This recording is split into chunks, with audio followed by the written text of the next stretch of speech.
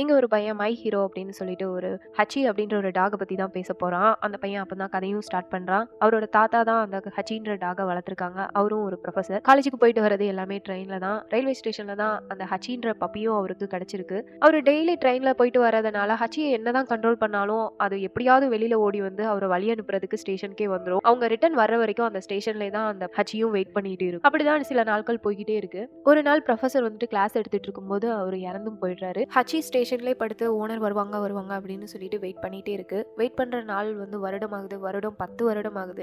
அங்க இருக்கிறவங்க எல்லாருமே ஹச்சிய பார்த்து கண் கலங்கிட்டே தான் இருக்காங்க. அப்பப்போ கடுமையான பனியானாலும் சரி, மழையா இருந்தாலும் சரி, எப்பவுமே ஹச்சி வந்துட்டு அந்த ஸ்டேஷனை விட்டு மட்டும் போனதே கிடையாது. ஒரு நாள் வந்து ஓனரும் வராங்க. சந்தோஷமா ஹச்சியும் ஓடி போய் ஓனரை வெல்கம் பண்ணி ஹாப்பியா விளையாடிட்டு இருக்கு.